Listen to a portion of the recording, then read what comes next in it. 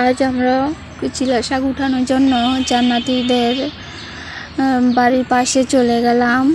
তো সোয়াইবা, জান্নাতি, শিফামা চারজন গেলাম আমরা শাক উঠানোর জন্য।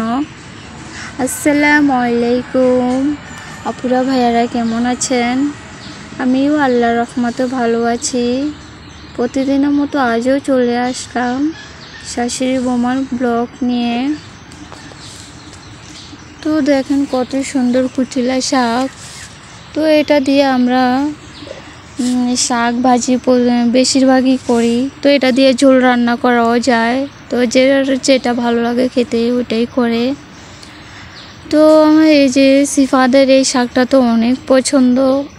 তো অনেক দিন ধরেই বলতে আসছিল আমি সময় করে আনতে পারি নাই। তো আজ ভাবলাম যে নিয়ে আসি, শুধু শুধু বসে থেকে লাভ কি, নিয়ে যে শাকটা তুলে।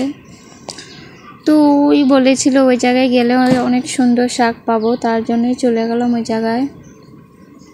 তো দেখেন এদিকে আমার শিফামা খুবই দুষ্টামি করছে।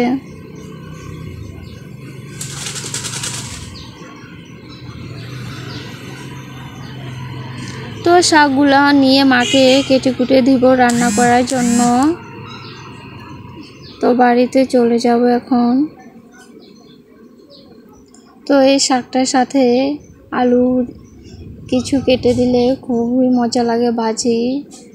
তো এদিকে শিফা ওদের সাথে চলে যাচ্ছে। তো মা ভাজিটা বসাই দিল, আলুটা হাফ সিদ্ধ করে নিবে। তো আলুটা ভাজা ভাজা করে নিচ্ছে মা এদিকে চুলার ভিতরে। তো হলুদের গুঁড়ো 1 চামচ দিয়ে ভাজা ভাজা করছে। তো এই যে শাক দিয়ে দিল মা।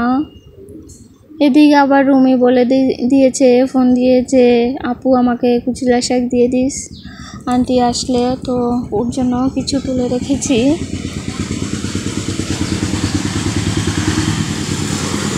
তো আপুরা ভাইয়েরা, যদি শব্দ হয় একটু ম্যানেজ করে নেবেন, কি আর করব, রাস্তার পাশে যেহেতু বাড়ি, গাড়ির শব্দ হয়। কোনো জায়গায় গেলে গাড়ির শব্দ বন্ধ হবে বুঝতে পারছি না, যেহেতু রাস্তার পাশেই বাড়ি, কি আর করব। তো এই যে মা এখন নাড়াচাড়া দিচ্ছে শাকটা।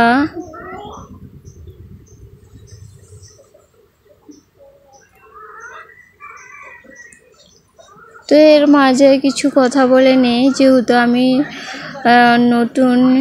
নতুন ইউটিউব চ্যানেলে বা ফেসবুকে, তার জন্য আমার প্রতিনিয়ত একই কথা বলতে হয়। যে সকল আপু ভাইয়েরা আমার ইউটিউব চ্যানেলে আমার ভিডিওটি দেখছেন, যদি ভালো লেগে থাকে আমার ভিডিওটি সাবস্ক্রাইব করে পাশে থাকবেন। আর পুরাতন আপু ভাইদেরকে অসংখ্য ধন্যবাদ। আর ফেসবুক পেজ থেকে যদি দেখে থাকেন, ভালো লাগলে ফলো দিয়ে পাশে থাকবেন।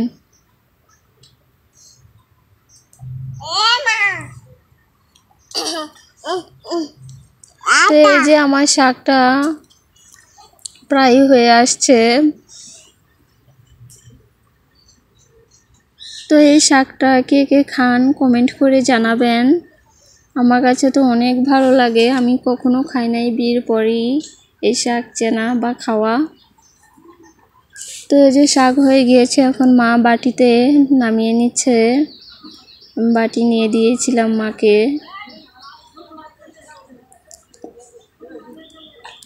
তো কড়াইয়ের পেছনে আপনারা দেখতেই পাচ্ছেন, এটা হচ্ছে ছাই দিয়ে মা মাখিয়ে নেয় সবসময়।